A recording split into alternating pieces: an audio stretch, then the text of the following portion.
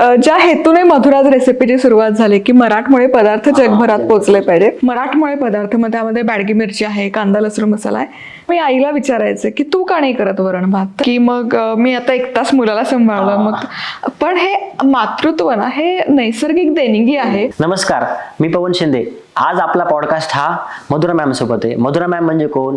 ज्यांनी आपली मराठी खाद्य संस्कृती पूर्ण जगभर पोहोचवली, ज्यांना आपली खाद्य संस्कृती त्यांच्यामुळं कळाली, अशा मॅम सोबत आम्ही पॉडकास्ट करत आहे. याच्यामध्ये कमला भासी नावाच्या एक व्यक्तिमत्व आहे, फेमिनिस्ट ॲक्टिव्हिस्ट होत्या. त्यांनी असं सांगितलं होतं की जेव्हा महिला घरी कुक करते त्यावेळेला ते एक काम म्हणून बघितलं जातं, पण त्याच वेळेस ज्या वेळेला एखादा पुरुष कुक करतो तेव्हा ते एक आर्ट म्हणून बघितलं जातं. पण ह्या सगळ्या गोष्टीला त्यांनी एक छेद देऊन स्वतःचं अस्तित्व निर्माण केलं आणि तीच खाद्य संस्कृती पूर्ण जगभर पोहोचवली. त्यामुळे ह्यांच्यासोबत आम्हाला पॉडकास्ट करताना खूप मजा आली. आणि यांचं एवढं नॉलेज आहे, म्हणजे यांचं खाद्य संस्कृतीबद्दल तर नॉलेज आहे, पण वाचनाबद्दल त्यांना किती आवड आहे, ॲज अ वुमेन त्यांना काय वाटतं, भारतीय संस्कृतीबद्दल काय वाटतं, हे आम्ही एकदम खूप उत्तम प्रकारे डिस्कस केलेलं आहे. तुम्ही हा पॉडकास्ट नक्की पाहावा आणि चॅनलला नक्की सबस्क्राईब करा, कारण मागच्याच वेळेला व्ह्यूवर्स आपले खूप झाले पण तुम्ही चॅनलला सबस्क्राईब करत नाही आहेत. त्यामुळं पूर्ण एपिसोड पहा आणि चॅनलला सबस्क्राईब नक्की करा.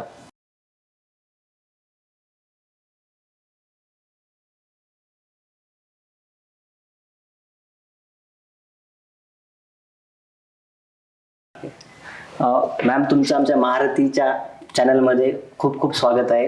तुम्ही खूप स्पेशल गेस्ट आहात आमच्या.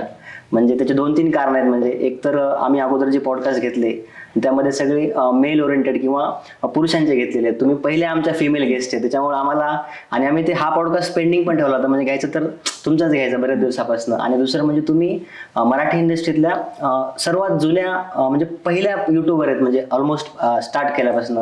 त्यामुळं तुमच्याकडनं आम्हाला खूप शिकायचं आहे आणि बऱ्याच गोष्टी जाणून घ्यायच्या. तुम्ही आम्हाला सांभाळून घ्या आणि सांगा की. त्यापासून धन्यवाद आणि महारथी या तुमच्या या नवीन उपक्रमाला खूप मनापासून शुभेच्छा.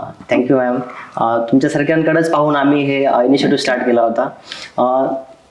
तुमचा आता पहिला प्रश्न असा विचारत होता की तुम्ही मसाल्याचा ब्रँड वगैरे चालू केले, आपले मधुराज रेसिपी मसाला वगैरे.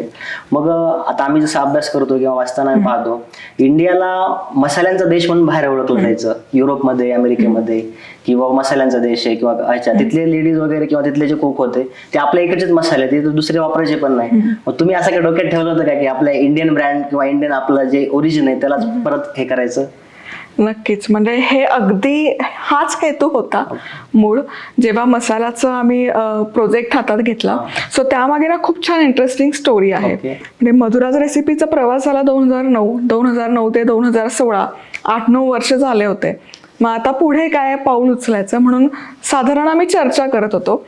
2017 साली एका सेमिनारमध्ये होतो हैदराबादला, मी आणि जो पार्टनर आहे या बिझनेसमध्ये. सो ही ॲक्च्युली त्याची आयडिया होती की आपण ब्रँड लॉन्च करूयात. आणि मग मी फार काही सिरियस नव्हते की ब्रँड वगैरे, की कॉन्टेंट क्रिएटर तिथपर्यंत होतं, कारण भारताबाहेरच्या कॉन्टेंट क्रिएटरने त्यांचे ब्रँड वगैरे लॉन्च केले होते. पण भारतामध्ये अजूनही कोणी नव्हते केले. मर्चमध्ये होते सगळे, मर्चंडाईजमध्ये, पण स्वतःचा स्टँड अलोन ब्रँड कोणी नव्हता डेव्हलप केला. आणि मग तिथे जस्ट एक चर्चा झाली आणि तिथून आल्यावर 2-3 महिन्याने त्याचा कॉल आला की झालं म्हणे, सगळं झालंय, रोडमॅप सेट आहे, आता प्रोडक्ट सांग काय करायचं. डायरेक्टली. आणि मग ज्या हेतूने मधुराज रेसिपीची सुरुवात झाली की मराठमोळे पदार्थ जगभरात पोहोचले पाहिजे, मग हेतू अगदी निखळ आणि प्रामाणिक होता की जो हेतू आहे तोच आपल्याला पुढे नेता येईल असं प्रोडक्ट हवं. म्हणून मग मसाले करूयात. आणि मग मसाले कुठले, तर आजकाल सगळे वर्किंग आहेत. म्हणजे पूर्वीच्या काळी बघितलं तर आजी वेळ असायचा आणि मग 5-5, 10-10 किलोच्या भरण्यांमध्ये पूर्ण वर्षभराचे मसाले, गोडा मसाला असो, कांदा लसूण मसाला, चटणी, हे बनवून ठेवायचे. पण आता पुरुषांसोबत स्त्रियाही जॉब करतात, वर्किंग वुमन, आणि त्यामुळे ते करणं तितकं शक्य नाही आणि तशी अपेक्षा ठेवणंही गरजेचं नाहीये. आणि म्हणून मग हा सगळा विचार करून की ही आता गरज पण आहे तर, आणि हा आपला हातखंडा पण आहे, त्यामुळे आपले घरगुती मराठमोळे पदार्थ, मग त्यामध्ये बॅडगी मिरची आहे, कांदा लसूण मसाला आहे, हे पोचावे म्हणून मधुराज रेसिपी मसाल्याची सुरुवात झाली. आणि जेव्हा आम्ही हे सुरू करायचं ठरवलं तेव्हा आमची रिसर्च मार्केटिंग टीम आहे, सो त्यांचं एस्टिमेट असं आलं होतं की एक पहिले 500 मसाले सेल करण्यासाठी कमीत कमी 6 महिने तरी वाट बघावी लागेल. जेन्युइन लागतात. हां, मग आम्ही मसाले लॉन्च केले. लॉन्चचा दिवस होता, सेम डे 1,500 पॅकेट्स आमचे सेल झाले होते त्याच दिवशी आणि सेम डेच आम्ही आउट ऑफ स्टॉक गेलो होतो, कारण आम्ही प्रिपेअर्डच नव्हतो. आम्ही 500 पॅकेटसाठी तेवढं रिस्पॉन्स होता. लोकांना तुमच्या फेसकडे बघून त्यांनी मॅमने बनवलं असेल तर नक्कीच ते आपल्या उपयोगाचं आहे, खाण्याचं, किंवा ती ओढ आहे, आपल्या पदार्थांची ओढ आहे आणि तितकं जेन्युइन प्रॉडक्ट कदाचित त्यांना अवेलेबल नसेल मिळत. आणि अशी छान सुरुवात झाली.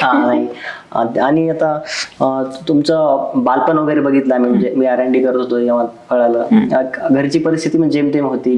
मग कसं बालपण वगैरे कसं गेलं, स्कूल कॉलेज शाळा, त्याबद्दल काय म्हणजे? घरची परिस्थिती नक्कीच म्हणजे पैशामध्ये मूल्यमापन केलं तर जेमतेम होती. आणि पण मी अगदी अजूनही प्रामाणिकपणे सांगते की हे ना एक समाजात बिंबवलेलं असा एक तफावत का माहित नाही की पैसा नसला म्हणजे तुम्ही बिचारे गरीब, आणि पैसा आला म्हणजे पैसा नसला तरच संघर्ष, आणि पैसा आला की संघर्ष नाही. आता हे दोनही फेजेस मी बघितल्या, त्यामुळे मी सांगेल की संघर्ष दोनही बाजूला तितकाच असतो. सो परिस्थिती जेमतेम होती, फायनान्शियली जेमतेम होती, पण संस्कार खूप उत्तम होते. एकत्र कुटुंब पद्धतीमध्ये लहानाची मोठी झाले, कसबा पेठेत मी लहानाची मोठी झाले. आजूबाजूचं वातावरण अजिबात तसं पूरक नव्हतं, कारण दिवसा ढवळ्या ड्रग्स घेणं, गांजा घेणं, दारू पिणं आणि खून करणं, काही झालं की तलवार काढायची आणि खून करायला पडायचं. तो वेगळा विषय आहे. हे असं वातावरण होतं. पण एनिवे घरातले संस्कार खूप छान होते, त्यामुळे त्या परिस्थितीचं कधीच वाईट वाटलं नाही. मी तीही फेज खूप एन्जॉय केली, जी आत्ता मी एन्जॉय करते. माझं बालपण खूप आनंदी गेलं. आणि येस, आता जसं परिस्थिती आहे तर ती बदलणं आपल्या हातात आहे. त्यामुळे मग ओव्हरऑल सगळं लक्षात घेऊन मग वयाच्या 17व्या वर्षापासून नोकरी करायला सुरुवात केली. शिकत मग पहाटे 6 वाजता घरातून निघायचं. सिंहगड रोडला राहायचं मी, तिथून डेक्कनला कॉलेजला जायचं. सगळे लेक्चर अटेंड नव्हते करतायत, 9 पर्यंत 2 लेक्चर अटेंड करायचे.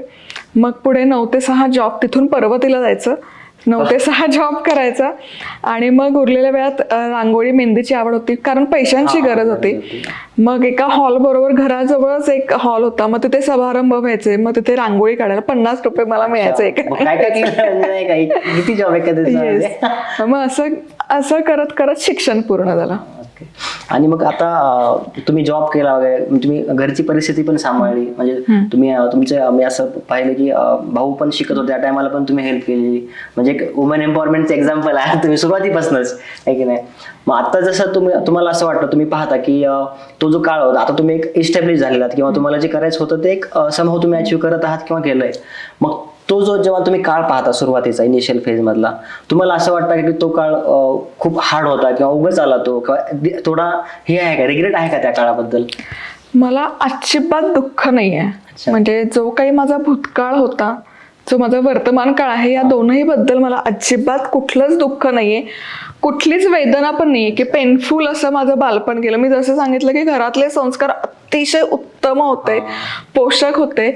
त्यामुळे एक आईचा माझ्या खूप छान पॉझिटिव्ह स्वभाव किंवा सकारात्मक, की आईने कधीच निगेटिव्हिटी बिंबवली नाही. अगदी एक लहानपणीचं उदाहरण देते. एक 4-5 वर्षांची होते मी, आणि वडील माझे कामानिमित्त बदली झाली होती. त्यामुळे आर्थिक परिस्थिती अगदी बेताची. रेशनवर जे मिळायच्या गोष्टी त्यात तेच शिजवायचं आणि तेच खायचं. तर आमच्या शेजारच्या घरांमध्ये वरण भात शिजायचा, आणि मग तो त्या काळी तेवढा दर्जा पण छान होता की कुकर उघडला की तो जो सुवास तरवळायचा. सो मी आईला विचारायचे की तू का नाही करत वरण भात? तर आईने कधी मारलं नाही, कधी ओरडले नाही, किंवा तू असा हट्ट का करते, किंवा तू हे का विचारतेस, करू आपण. म्हणजे आई रोज मी हाच प्रश्न विचारायचे, आणि असे अनेक वर्ष आई पण हेच उत्तर द्यायची की आपण नक्की करूयात, बनवूयात. आणि खरंच एक दिवस आमच्या घरात तो वरण भात शिजला, आणि तेव्हापासून वरण भात माझी आवडती डिश आहे.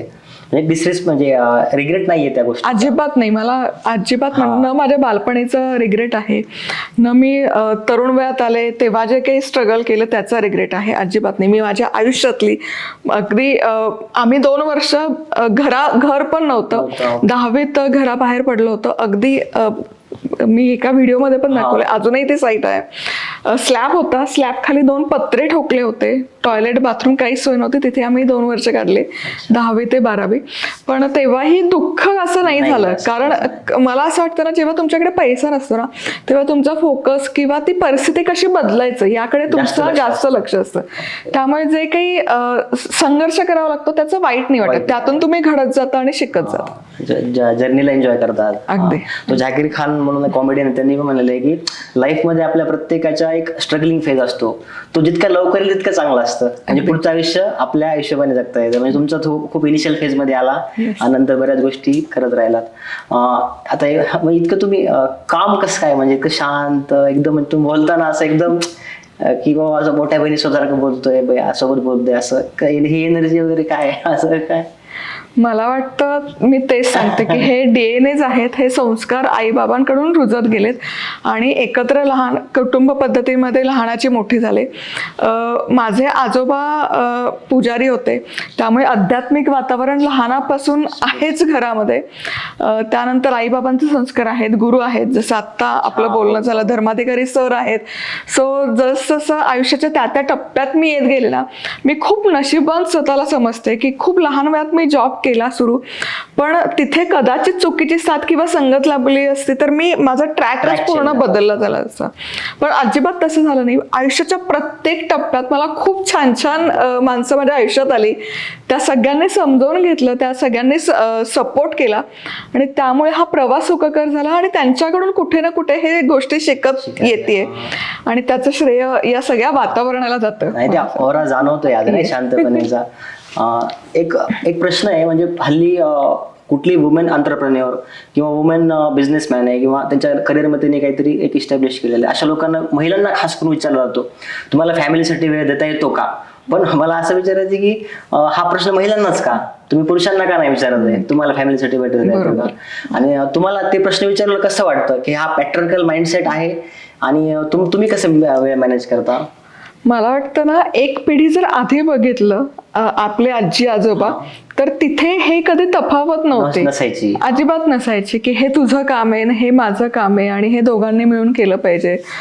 सो आमच्या घरात म्हणजे आज्या ज्या आहेत त्या किंवा आजोबा जे प्रॉपर नऊवारी साडी वगैरे नेसायचे, पण घरातलं वातावरण मी कायम लहानपणापासून असं बघितलं की आज्या घरातली जबाबदारी पण आनंदाने पेलायच्या, पण आर्थिकदृष्ट्याही त्या तितक्याच स्वावलंबी होत्या, सक्षम होत्या. आणि तिथे आजोबांनी कधी त्यांना थांबवलं नाही की हे तुमचं काम नाहीये. मला समहाव असं वाटतं ना, हे कुठे ना कुठे पाश्चात्तीकरण किंवा वेस्टर्नायझेशनचा इम्पॅक्ट कुठेतरी पडतोय आणि मग सोशल मीडिया आजकाल वेगळ्या वेगळ्या समजुतीने भरून गेलाय. कर्मा इज अ बीच सगळ्यात हे, आणि अर्थ तो अध्यात्म तो अगदी वेगळाच विषय आहे की म्हणजे इतकं कर्म पण इतक्या चुकीच्या पद्धतीने की do the good and good comes back to you, हे किती चुकीचं आहे. म्हणजे आपल्याकडे आपली संस्कृती असं सांगते do the good and forget it, do the good and forget it, हलकी चिंता मत करो, कर्म करते जाओ. किंवा मग टॉक्सिक, काही झालं की इथे मला असा वाईट शब्द वापरायचा वाटतो पण मी नाही, काही झालं की टॉक्सिक, रेड फ्लॅग्स. सो हे सगळं तिकडनं आलेलं आहे. अगदी साधं सोपं आयुष्य आहे. जेव्हा तुम्ही एखाद्या रिलेशनशिपमध्ये जाता, मग नवरा असो सासू सासरे असो, तर कुठलीही गोष्ट तिथे लादण्यापेक्षा बॅलन्स करणं की ठीक आहे बाबा, याला हे नाही आवडत तर ते मी बॅलन्स करते, मला हे नाही आवडत तर तो बॅलन्स करतो, हे अगदी असं आहे. पण आपल्या इथे एक समहाव ते एक डिफरन्शिएट केलेलं आहे आणि मग हे तू करायचं हे मी नाही, किंवा मग पाश्चात्तीकरणाचं की नाही इक्वल आलं पाहिजे, ती काहीच गरज नाही. नुसतं इक्वल इगो येतो कधी, इगो की मग मी आता 1 तास मुलाला सांभाळलं मग. पण हे मातृत्व ना, हे नैसर्गिक देणगी आहे. सो तुम्ही त्यात उत्तम काम आहात तर ते का अपेक्षा ठेवायची की ते दुसऱ्यांनी फुलफिल करा. बरोबर आहे. सो मला असं वाटतं की रिलेशनशिप म्हणजे हे एक बॅलन्स करण्याचीच गोष्ट आहे. त्यावर सतत काम करावं लागतं की बाबा रे हे तुला नसेल आवडत नको करू, दॅट्स ओके. हे तुला आवडतं तर हे तुम्ही नक्की करा आणि ते विचार करूनच मग तुम्ही तो निर्णय घ्या की कारण मूल जगात आणणं ही आपली जबाबदारी असते. बरोबर आहे. ते एक लेडीजसाठी किंवा फिमेल वर्गासाठी आमच्याकडनं एक हे म्हणून ट्रिब्यूट म्हणून एक मनोज मुंतशिरे त्यांची एक कविता आहे, मला ती इथं तुमच्यासमोर प्रेझेंट करायची. तुम्हाला डोळ्यासमोर ठेवून मला असं वाटतं की मी म्हणतोय ती. कौन हो तुम इस कदर नाजुक हो कि हाथ लगाने से बिखर जाती हो, और इस कदर मजबूत हो कि पर्वतों को चीर कर नदियों की तरह गुजर जाती हो. तुम्हारी आवाज इतनी मध्यम है कि तहजीब को भी तहजीब सिखा दे, और वही आवाज जब हक के लिए गूंज उठे तो बड़ी से बड़ी जुल्म की चट्टानों को तिनके की तरह उड़ा दे. ऐसी ठोकर नहीं बनी जो तुम्हें गिरा सके, फिर भी रोज हाथों से गिरती हो दुआओं की तरह. धूप जैसे तपते हौसले हैं तुम्हारे, और खुद नजर आते हो छाव की तरह. हैरान हूं मैं कैसे कुदरत ने तुम्हें इतने सारे जादू दे दिए, एक ही इंसान को मरियम सा दिल और लक्ष्मीबाई के बाजू दे दिए. मनोज मुंतशिरेची कविता आहे. म्हणजे फिमेलचा त्याच्यामध्ये मी प्रयत्न करेल पण ती खरंच म्हणजे मोठ्या महिलांसाठी आहे.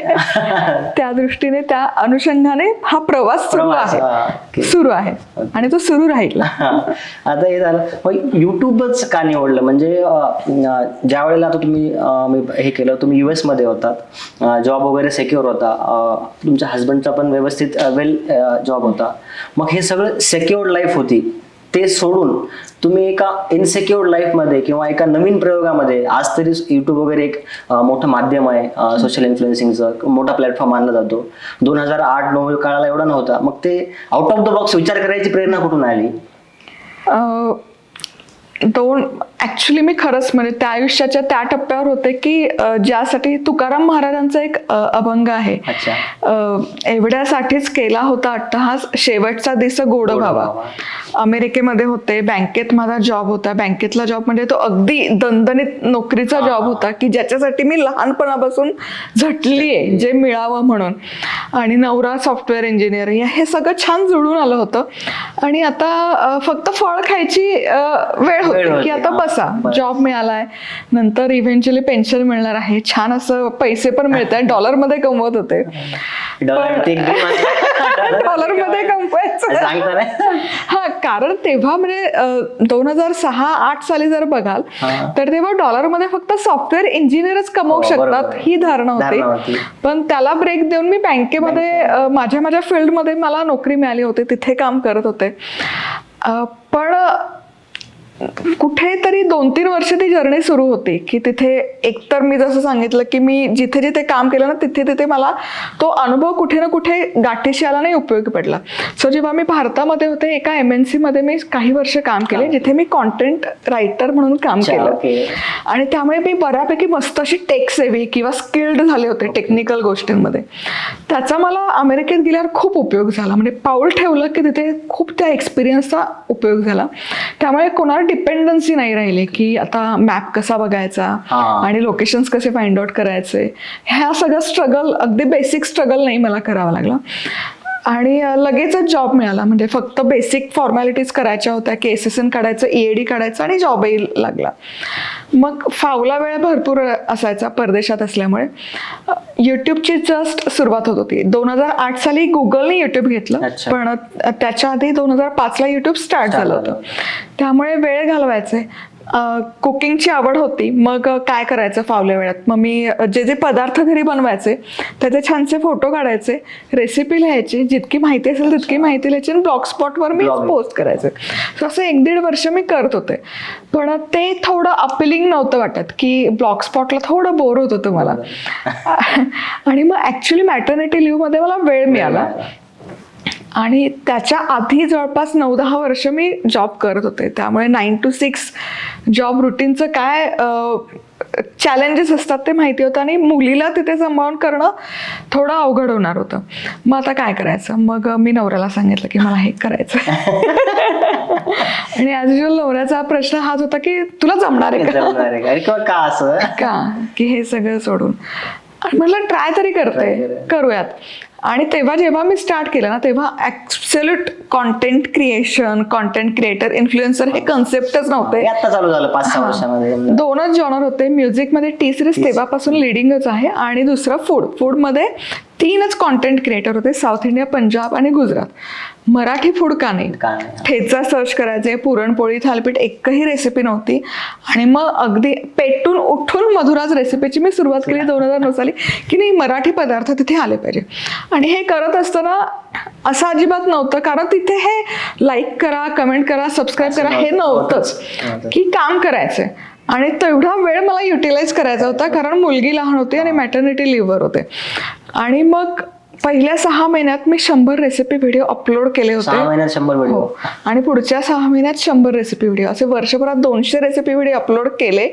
एवढं वर्षभर काम केल्यावर मला पहिला पेचेक आला होता, तो $100 होता 2010 साली. ओके. सो अशी ही मजा आहे की एक हेतू खूप प्रामाणिक आणि शुद्ध होता की मराठमोळे पदार्थ या व्यासपीठावर नथिंग डुईंग आले पाहिजे.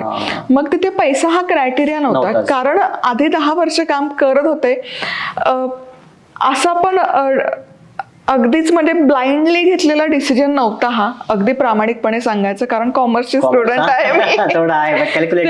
त्यामुळे कॅल्क्युलेशन सगळे फटफट सुरू असतात.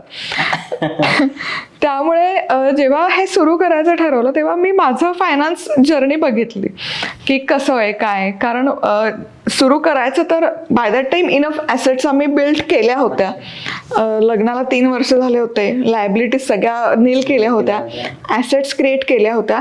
आणि माझं स्वतःचं इन्व्हेस्टमेंट किंवा सेव्हिंग तितके होते की पुढचे 5 वर्ष जरी मी नवऱ्याकडून पैसे नाही घेतले तरी मी सर्व्हाइव्ह करू शकते. त्यामुळे अगदी मोजून मापून आर्थिकदृष्ट्याही मापून घेतलेला हा निर्णय होता. आता तुम्ही युट्यूबची जर्नी सांगितली, मग नवीन युट्यूबरसाठी किंवा नवीन जे ॲस्पायरिंग लोक आहेत ह्या क्षेत्रामध्ये, सोशल मीडियामध्ये, त्यांच्यासाठी काय मेसेज, म्हणजे त्यांना काय सांगाल तुम्ही कशाबद्दल? मला असं वाटतं ना की नक्कीच हे क्षेत्र तितकं एलिजिबल आहे की तुम्ही करिअर नक्की करू शकता. पण हेतू तुमचा काय आहे?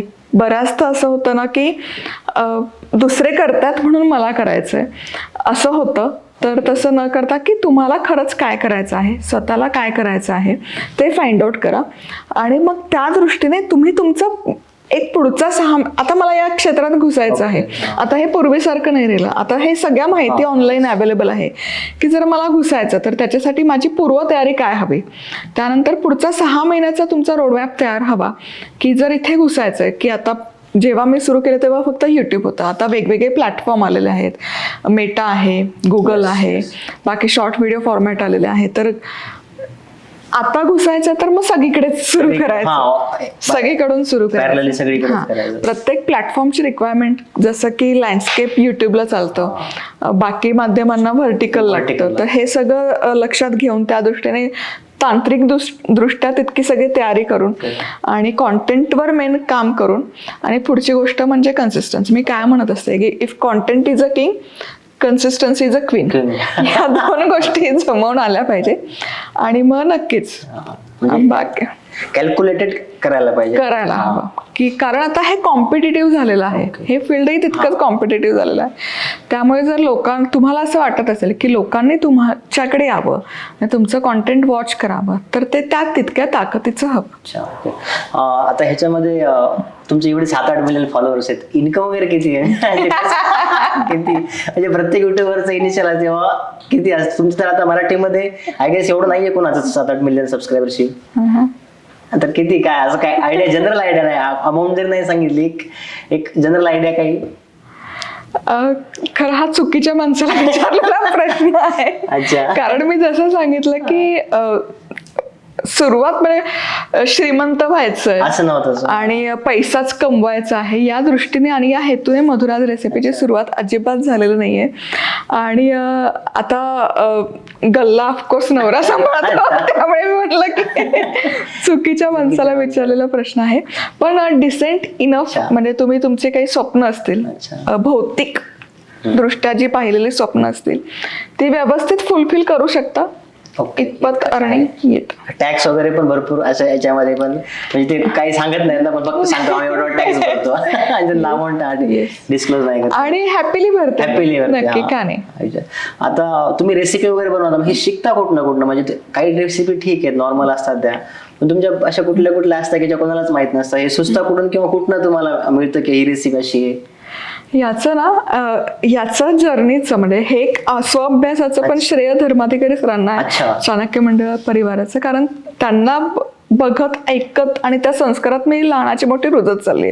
त्यामुळे जरी आता सुरुवात केली तरी over the period of time काय एक एक गोष्ट लक्षात आली की मराठी पदार्थांचं जसं डॉक्युमेंटेशन किंवा संग्रहीकरण झालं पाहिजे तसं नाही झालेलं अगदी प्रामाणिकपणे. म्हणजे तुम्हाला बाकी क्युझिन्सवर मिळेल छान छान मोठी मोठी पुस्तकं आहेत, खूप आर्टिक्युलेट करून लिहिलंय, पण मराठी पदार्थांचा दुर्दैवाने तितका इतिहासही लिहिला गेला नाहीये, तितकी नोंदही नाहीये आणि तितकी माहितीही नाहीये. त्यामुळे आता मग करायचं काय, मग याची एक माझी स्वतःसाठी म्हणजे सर कायम म्हणत असतात की तुम्ही जे क्षेत्र निवडतात त्यामध्ये तुम्ही प्रतिभा संपन्न झालं पाहिजे. मग स्वाध्याय, मग स्वअभ्यास, मग त्या दृष्टीने हा अभ्यास सुरू आहे की मग आता नाहीये बाबा, मग काय करायचं की मग अभ्यास की मराठी संस्कृतीचा मूळ अभ्यास, संस्कृती जर शिकली तर मग पुढच्या गोष्टीही उलगडत जातात, आजूबाजूच्या गोष्टी आपल्याला मिळत जातात. मग प्री वैदिक म्हणजे आर्य सिंधू संस्कृतीपासून ती संस्कृती, मग नंतर आलेली घराणे, सातवाहन आहे, वाकाटक आहे, मराठा आहेत, मग मुघलांचं आक्रमण झालं त्यानंतर, मग हे जे चेंजेस आहेत कॉम्बिनेशन झालं. हा मग हे जे चेंजेस आहेत त्याचा अभ्यास हा माझ्यासाठी सुरू असतो.